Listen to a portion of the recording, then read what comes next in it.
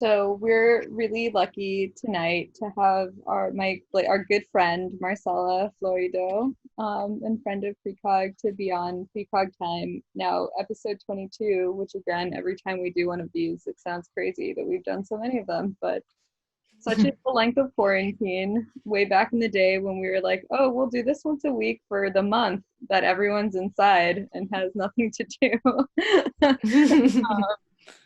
But so we're again really happy to be able to talk with you. This is like a special precog time because Flo and I have known Marcela and her work pretty in depth for like going on 5 years now. So it's a deep conversation, and one which has spanned a lot of years, which we're really looking forward to. But to continue the conversation that you just sort of got into, I was wondering if you could start out talking about the body of work that you started in quarantine, which is a number of images and drawings. You were drawing, making small, predominantly graphite, later graphite and gouache drawings of basically young girls hugging each other and themselves. And I was wondering if you could talk a little bit about why you started making that work and what the self-hug is for you.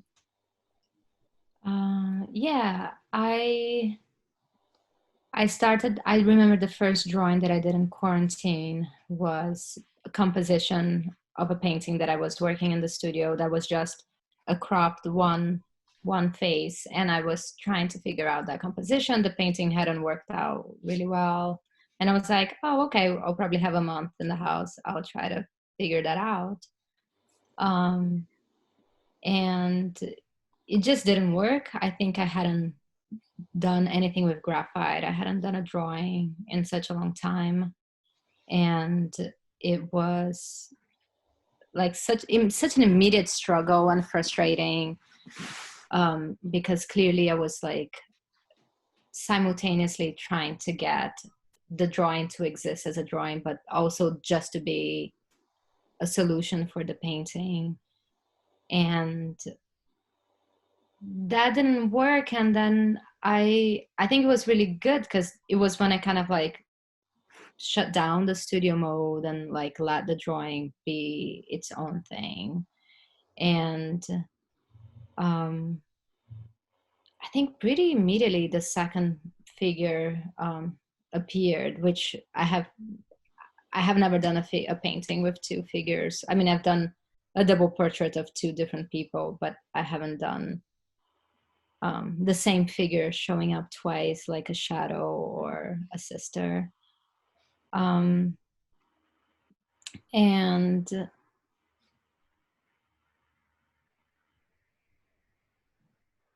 it was, I mean, the pose, the original pose, she's already hugging herself. And then I think it started like this idea of the hair pulling, and attached to other.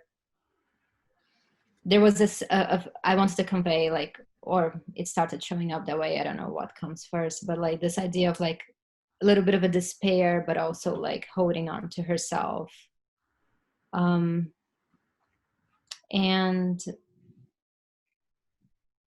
I think when I was looking at your questions and I was thinking about them, one thing that I noticed, yeah, so that had been the only Double portrait. time that, yeah.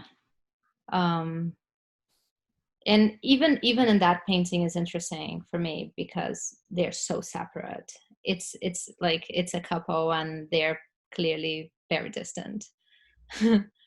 And the center of the painting is just the blue, is just the nothingness. And the opposite happens in the drawings when the figure becomes the background and the foreground, like there is nothing but her. And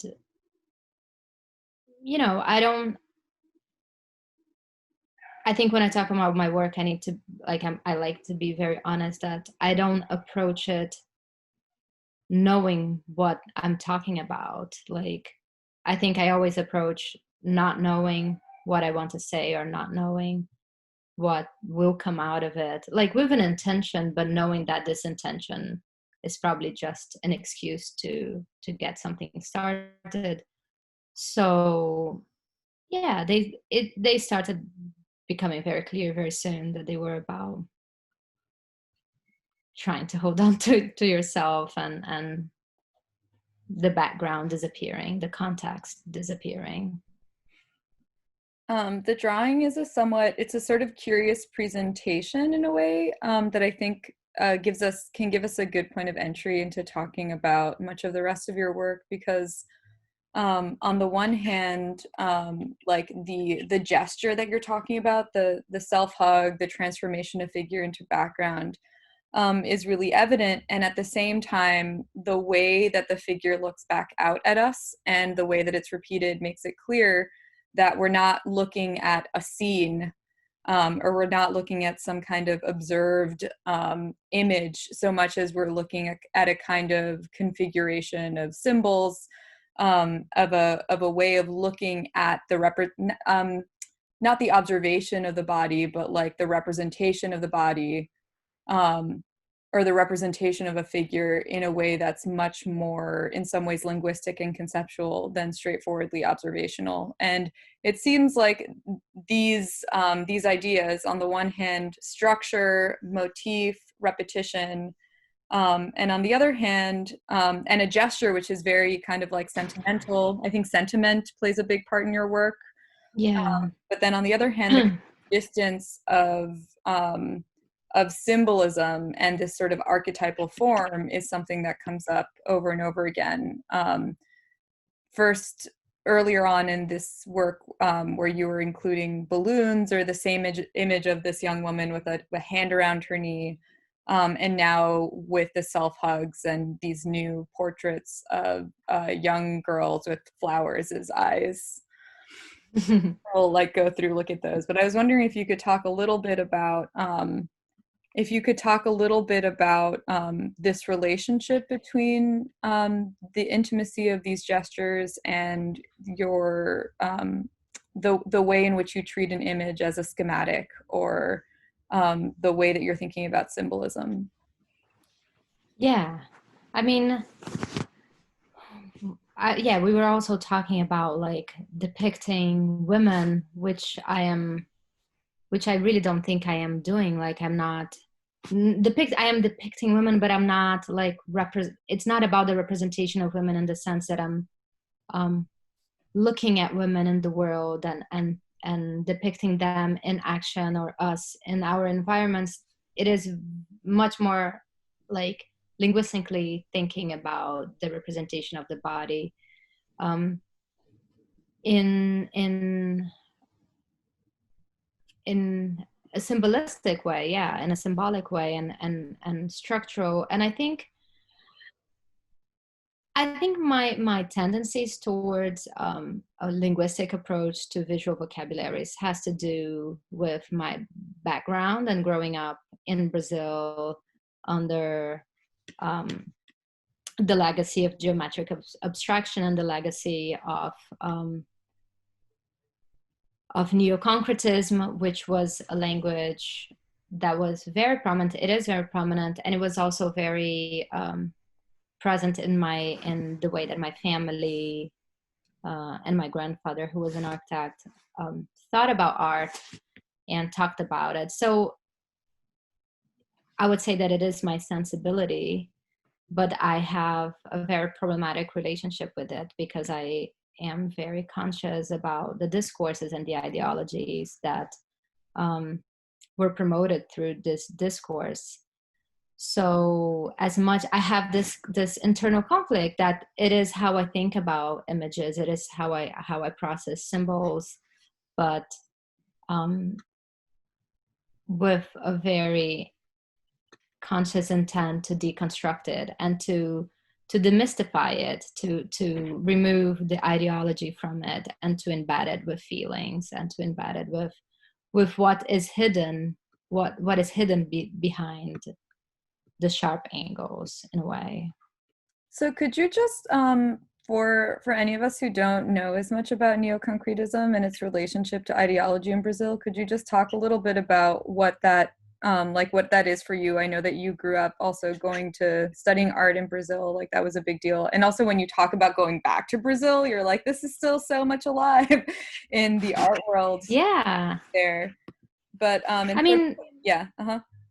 okay, so very like shortly was like a 1950s phenomena when Brazil was experiencing its most economic, like prominent moment right prior to dictatorship.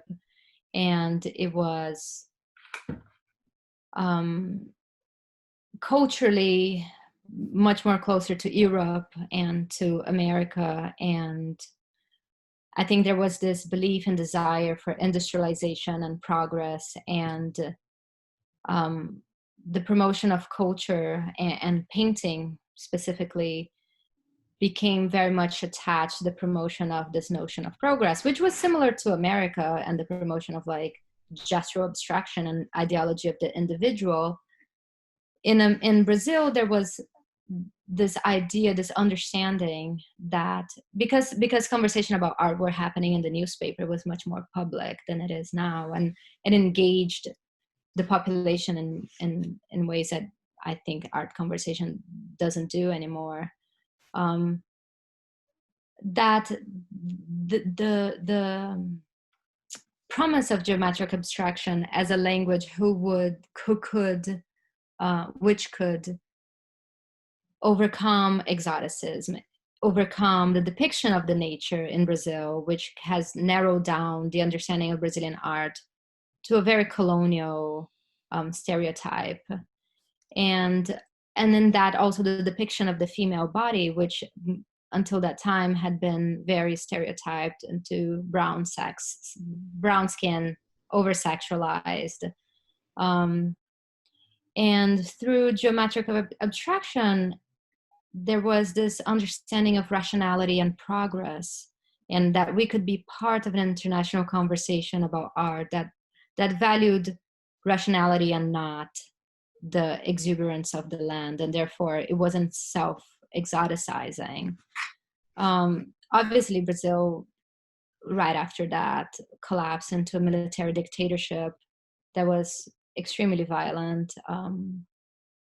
We remain one of the most violent countries in the world. We're still in the list of people dying of starvation. So I wouldn't say that we've reached enlightenment in terms of like what Europe desired for, an understanding of progress. So Brazil's relationship to modernization and modernity, it's very complex. And a lot got swept under the rug in that promise of modernization, which for me is very much attached to the visual vocabularies and that ideology. So I was gonna ask you, because I think there's Sorry, my mom. oh yay! How did she made it?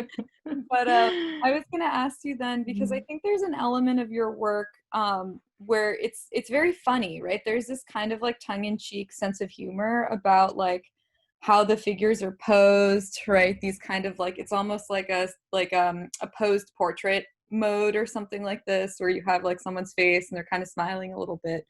But I see the sense of humor also in the way that you kind of use geometric abstraction and leaf patterning interchangeably as backgrounds.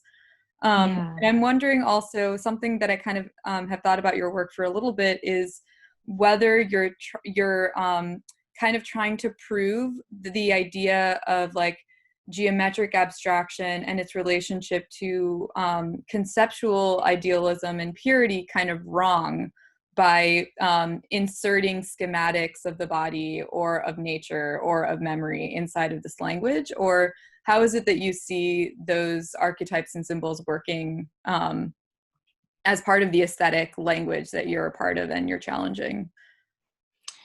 I think initially I was very much trying to prove it wrong, especially when I started painting, which was only after I left Brazil. And I was like confronted with like British painting, which has so much to do with the grotesque. And it is quite funny, like post-war British painting has a lot of like humor and deformations of the body, and I was so in love with that. And I was just enraged about the kind of obsession with elegance and rationality and monochromatic palettes of neoconcretism and geometric abstraction. And I was very much in a project to try to prove it wrong, and I was using it very ironically.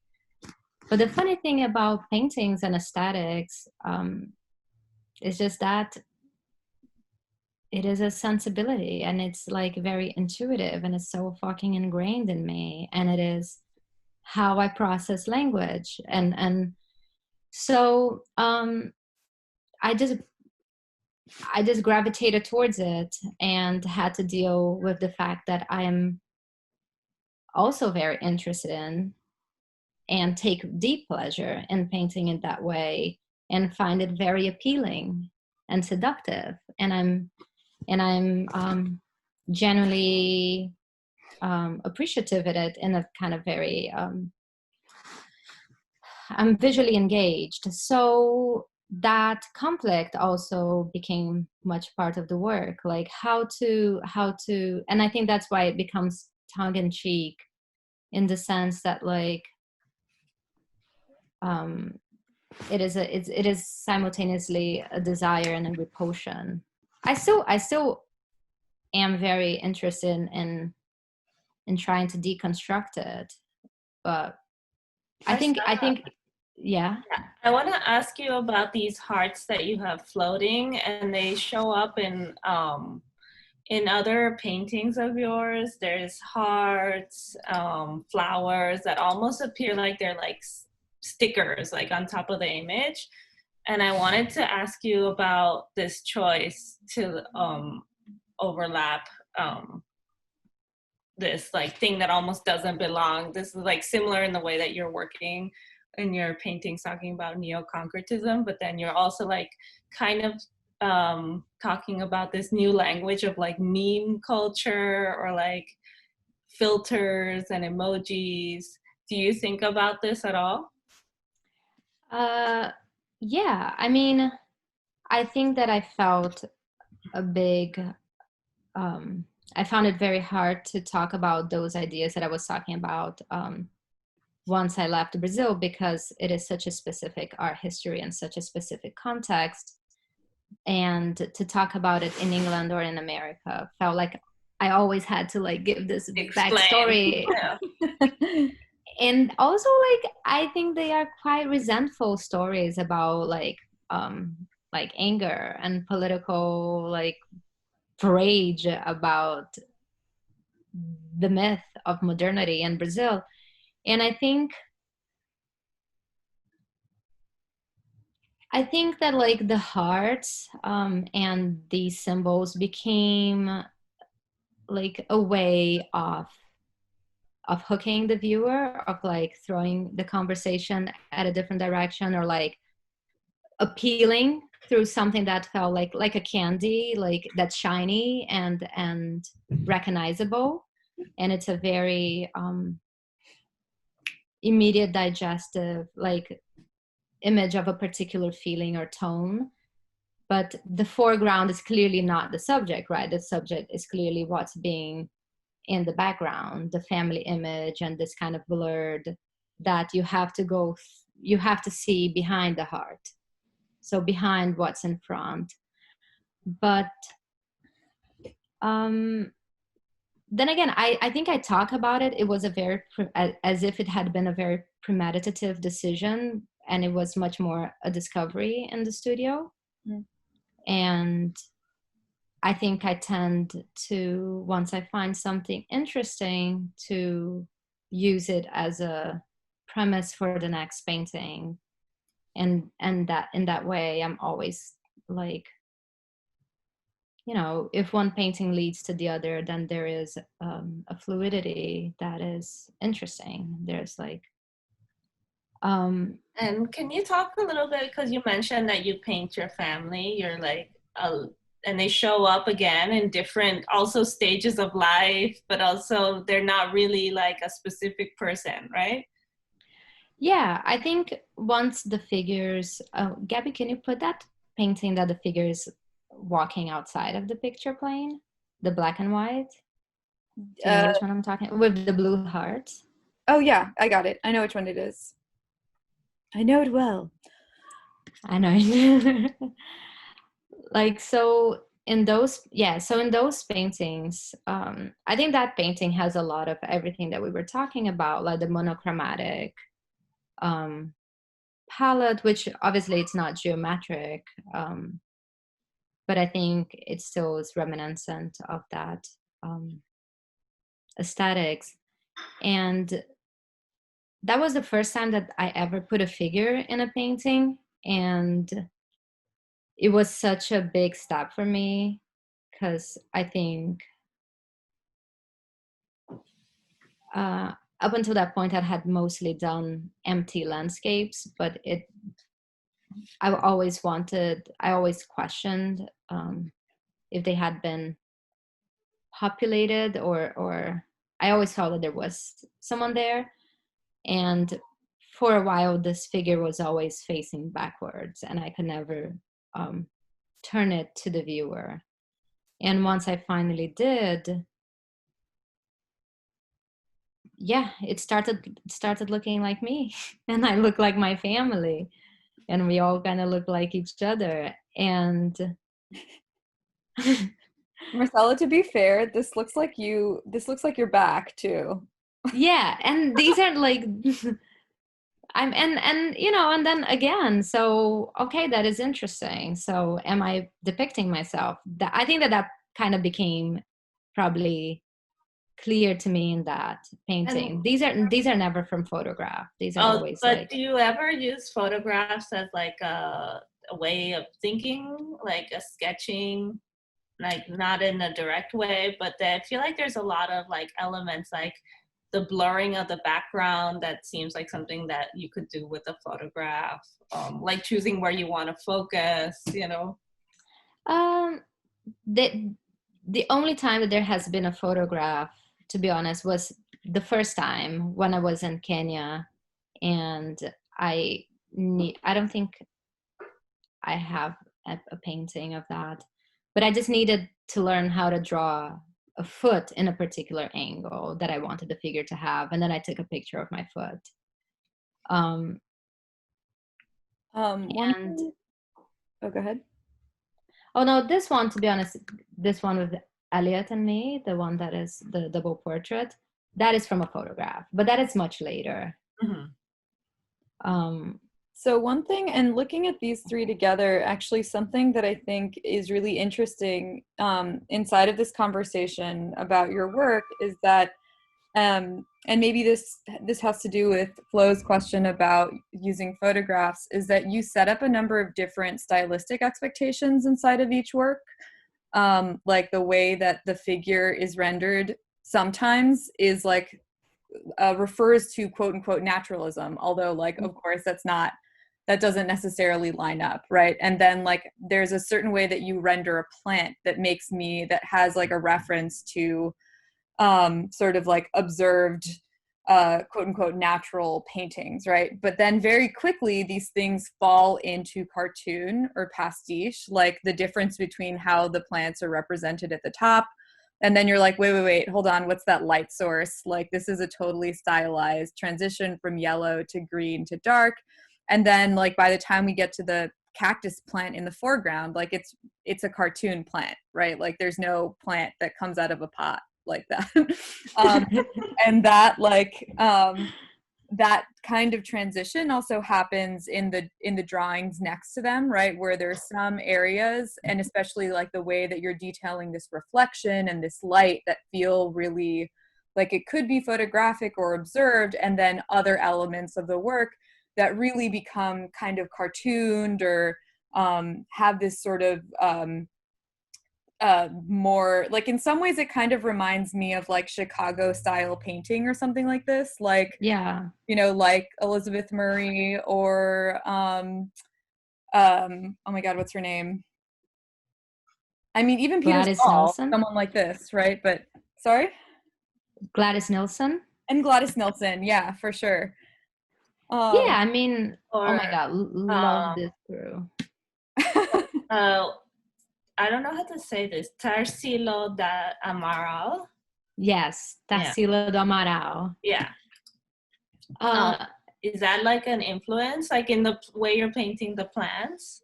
yeah, so Tarsila is like a major figure in Brazilian painting and Brazilian history. She was painting in the 20s to 50s in Brazil. And it's so funny because I went to see the Agnes Felton show in the Whitney, and they were painting at the same time. I doubt that they knew of each other, and there's so much overlap and similar interesting. And I was like, damn, these women should have been friends. Totally. But I think, Gabby, that how this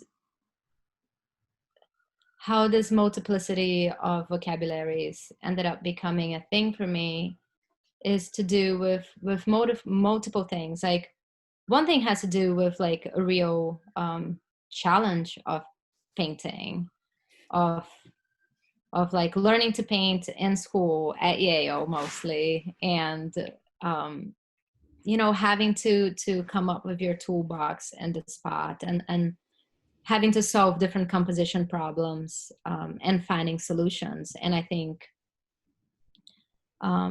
sometimes I just don't know how I want this painting to look. And there is a collage element that happens on the painting that I find it very exciting. And it's just endlessly pleasurable to figure out problems like that.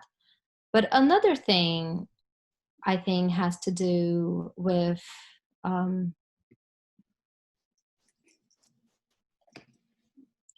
don't know. You're. Sorry, I'm moving around.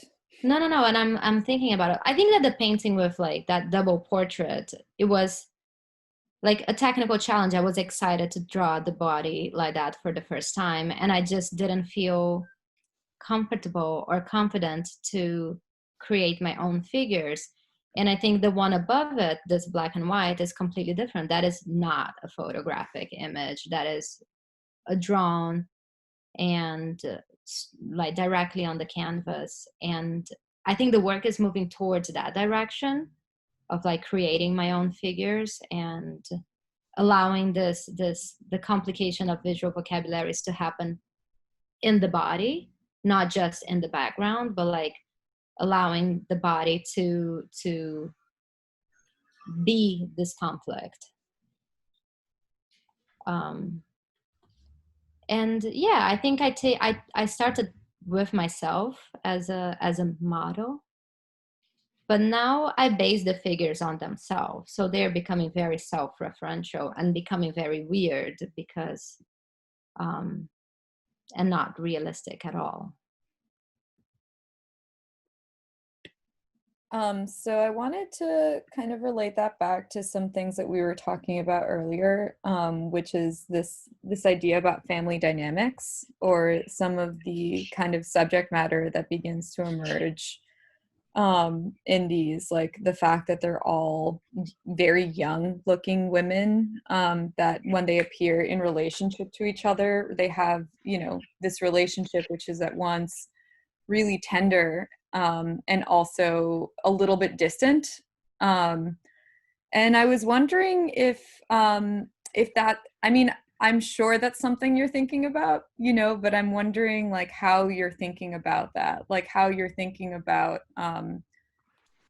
subject matter, and this kind of, I mean, what you talked about earlier is like both attracting a viewer and finding ways to keep them at a distance. Like, what is, does the image have to be protected? You know, like, does the image expose the dynamic? Like, I don't know. I feel like all of that is really fascinating on an emotional level when we start getting into the kinds of feelings that these images start to point toward.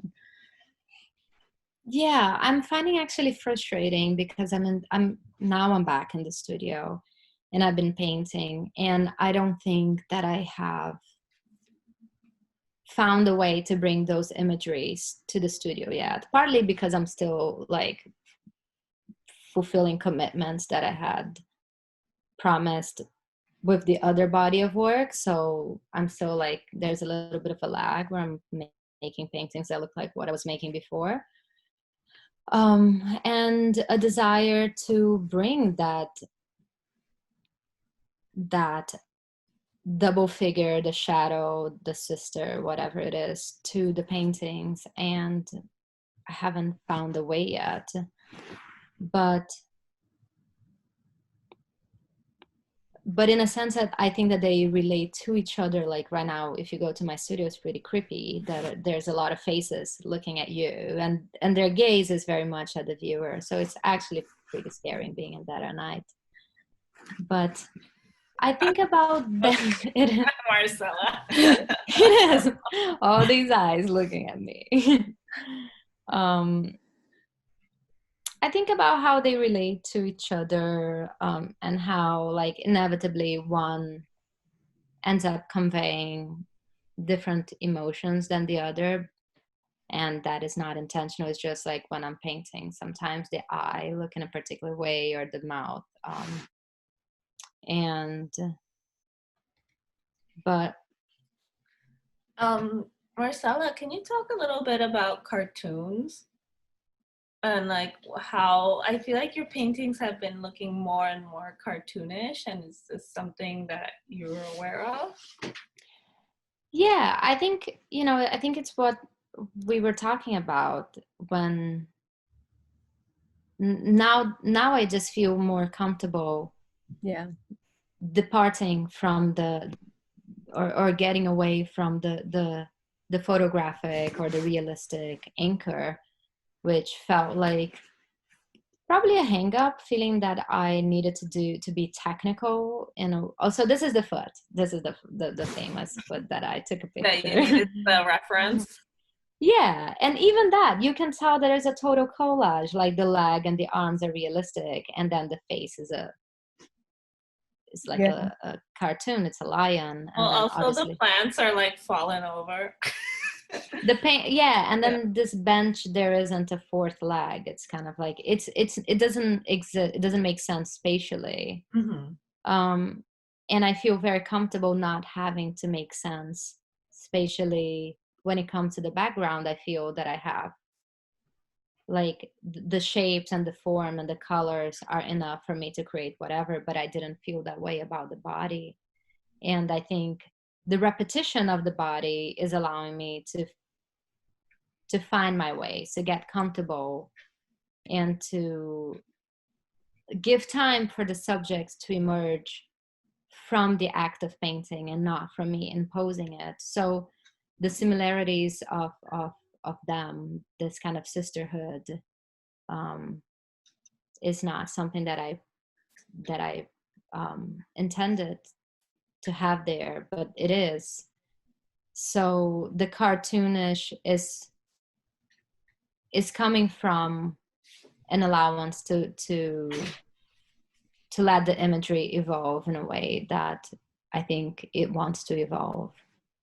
Well, it also lets us see everything as mediated, and in a certain way, like mediated by style as opposed to mediated by the camera, which is something that we're all really familiar with at this point. So it's like, as we were looking at this painting, I remembered something that I thought about your work a while ago, which is that like the hair was starting to look like leaves, right? Which is something that I know you were starting to do, right? That like, as you were drawing this over and over again through the repetition, I'm like, in some ways it's like some theory of like painterly mastery would be like, if you do it over and over again, then you'll get it to look more like hair, right? And you're like, no, if you do it over and over again, it's just going to look like the like plant. a plant.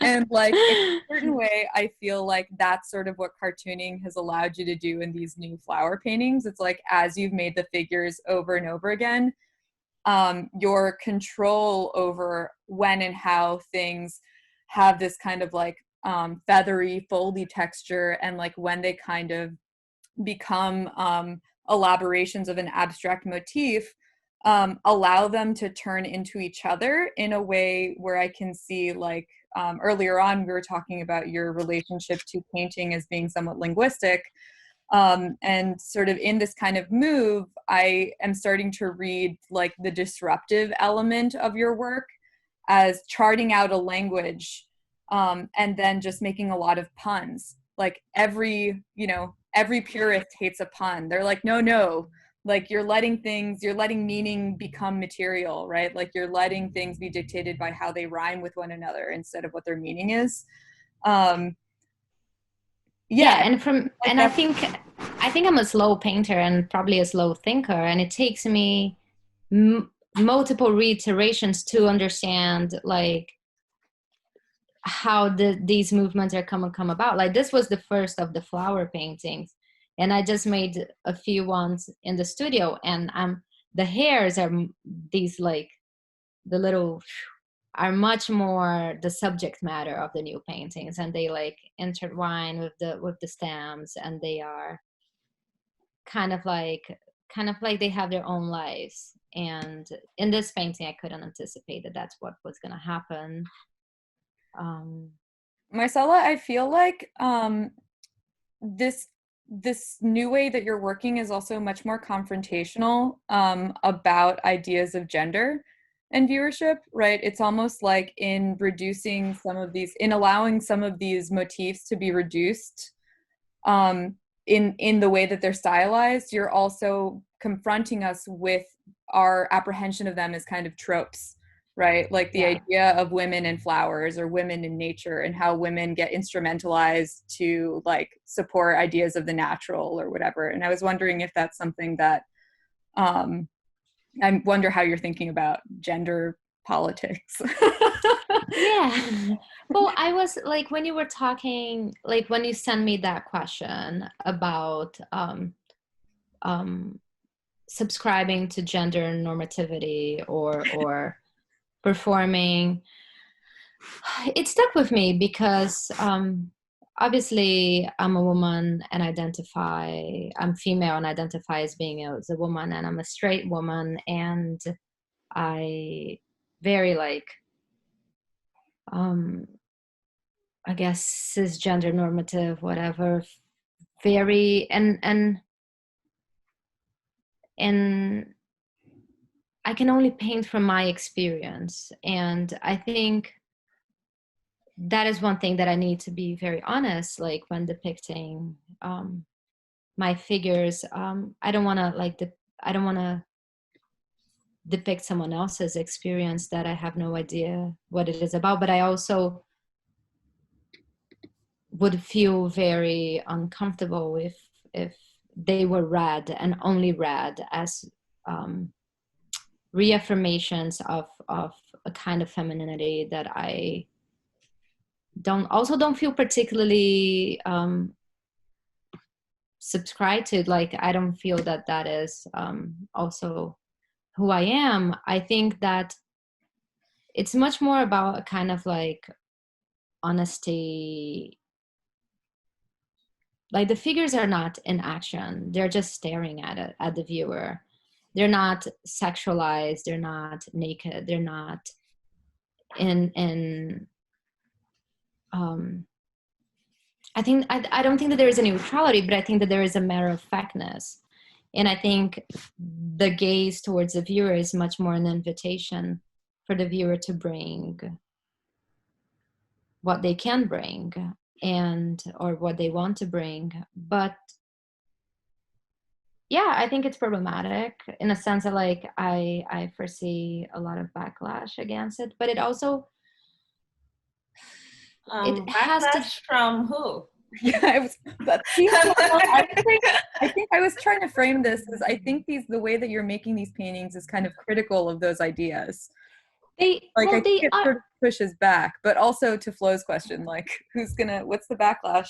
Well, the fictitious audience that I have in my mind hates me. But also, And that's another question. Like, how is your work? Do you feel like your work is received differently in Brazil than here in New York, than in Europe? Does it change?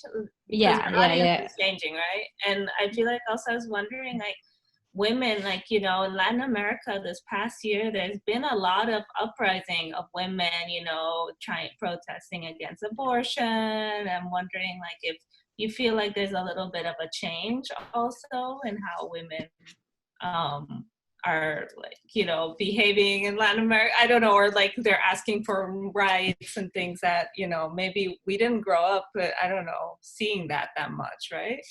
no, I think Brazil has a it's a funny, beautiful exception where the most important figures in our history have majorly been women. Mm-hmm. And so I think that is not the most common thing, but that doesn't mean that we don't live in a extremely like patriarchal, like highly Catholic society, because that is the case there. Mm-hmm. Super conservative. I think my decision of like painting women has to do, like, I think, you know, with this obsession that I have with the absence of the depiction of the female body in contemporary Brazilian painting. So going back to my history class, and like when during like the prominence of geometric abstraction, one of the consequences of that was like a kind of like decrease in value or interest in figuration or anything that depicted the natural as you know, diminished, as colonial and retrograde. And with that there was also a complete absence of the depiction of the female body or the Brazilian body through painting. Not that the body was absent, like neo-concretism is very engaging of the body in different ways. It's very sensorial, and it's very perceptive, like the bodies activate the work, but there isn't a depiction of the body. And I think with that, there isn't a depiction of the color of the skin. There isn't a depiction of the attributes of the female body. I think a lot of conversation that relates to the depiction of the body didn't happen. So I think when I paint women in the ways that I think could be seen as infantilizing, or because they do look young,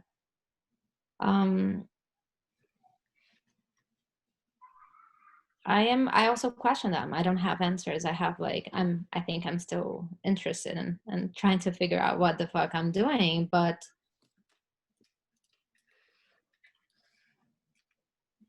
there is a confrontation in the sense that I want those women to be there, and they're not over.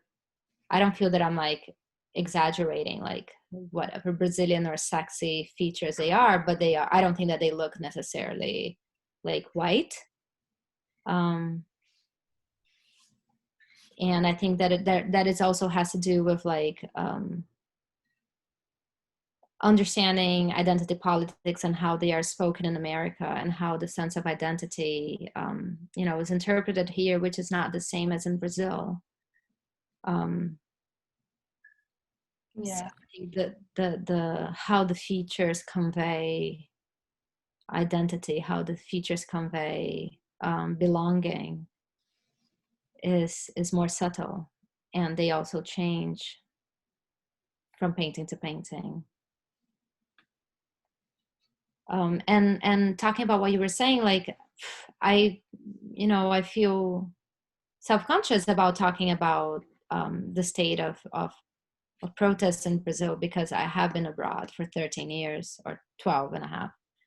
Sabrina, who's here, is very engaged in the female kind of like scene of artists in Brazil. So I kind of hear everything from her, and it seems very exciting. She keeps telling me that women artists are really getting together and really like showing up for each other and doing like conversation groups and discussion groups and sharing studios. So I get very excited, and I hope to be home soon to check it out. But my experience was that in Rio, still it was very much a boys' club, the art world. So it is cool to know that women are getting together. But that was not my experience when I was there. It was like guys supporting guys. Yeah. If anybody has questions for Yeah.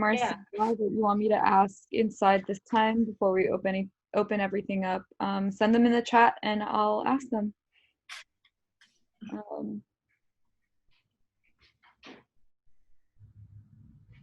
No questions? You're Okay. fine.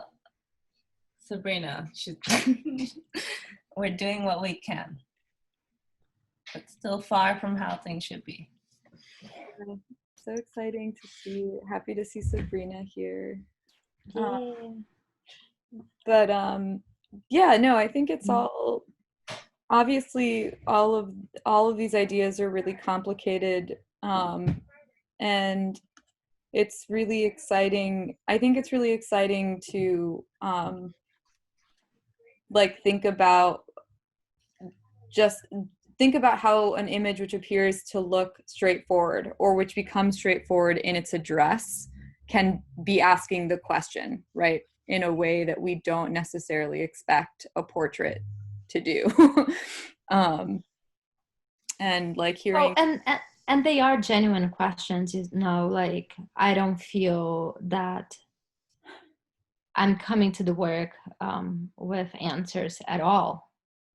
And I'm in a position where if I do something that I find interesting, I'll leave it in the canvas or I'll bring it to the next work. And I really need the feedback. I really need to look at the viewer and to see how people respond, to understand what is getting communicated.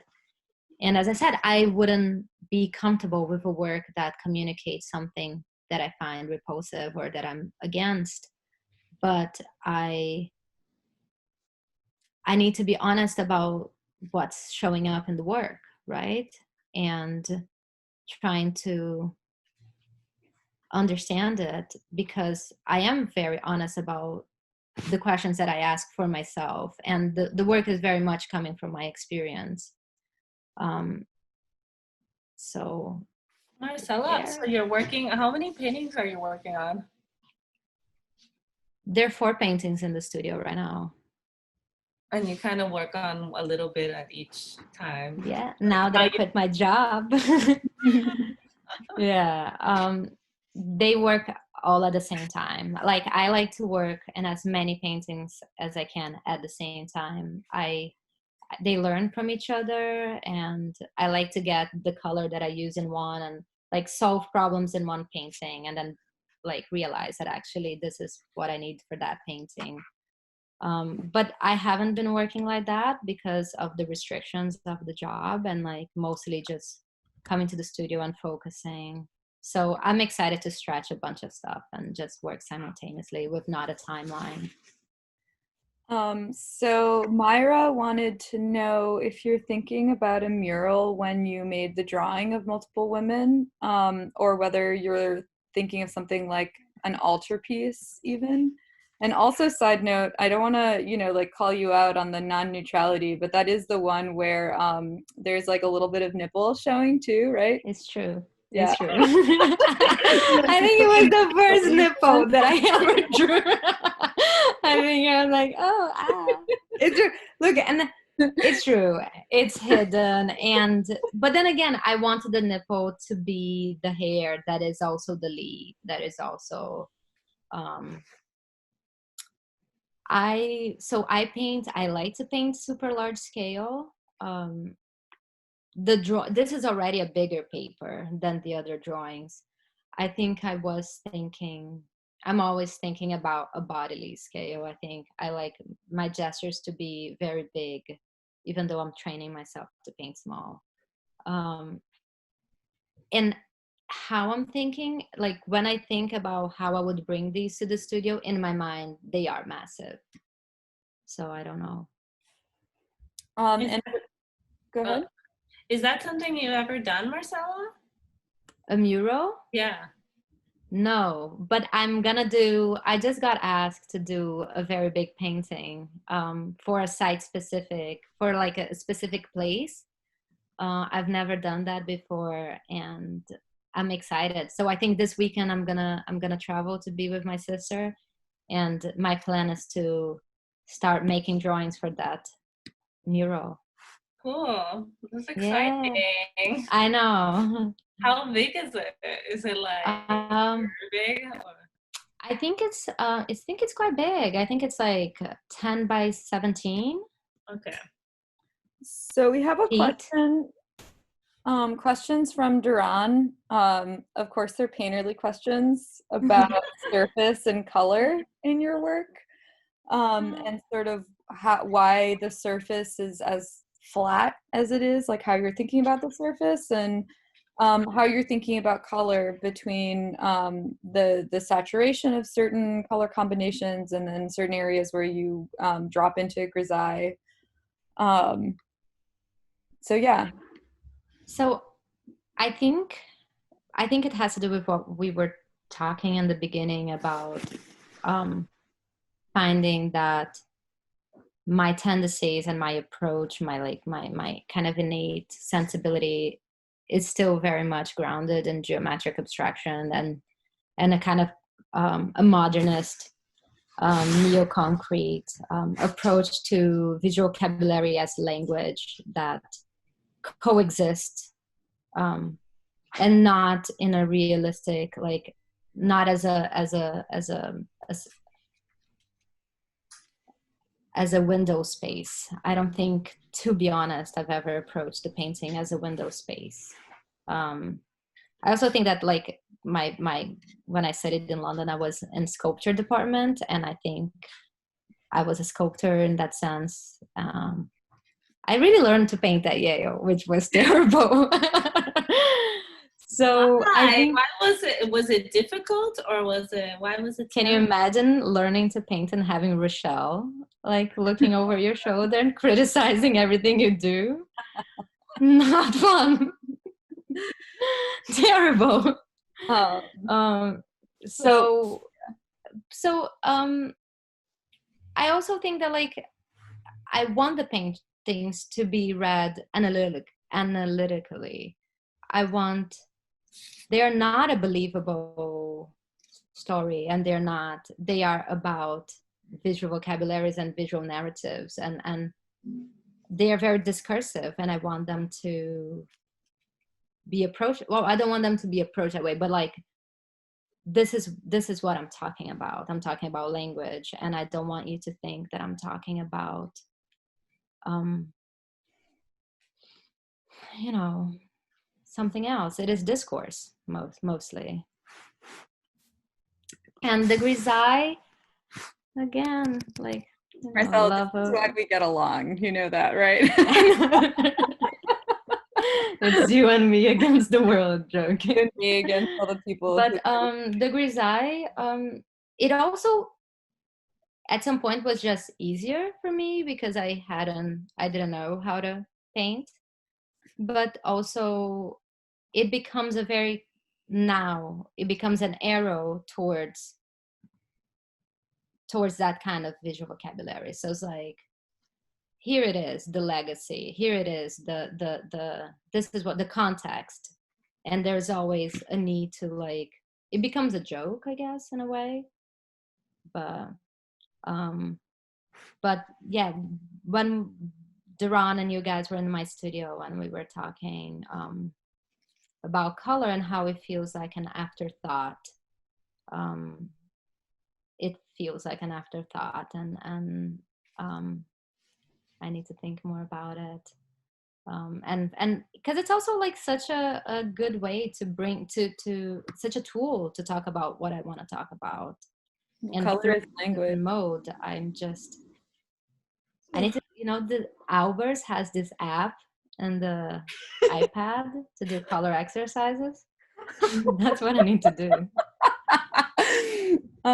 Cool. Well, on that note, I think we end the formal part of conversation. And everyone, you're welcome to hang out and chime in and continue talking with Marcela for a little while. But thank you so much for sharing your work with us.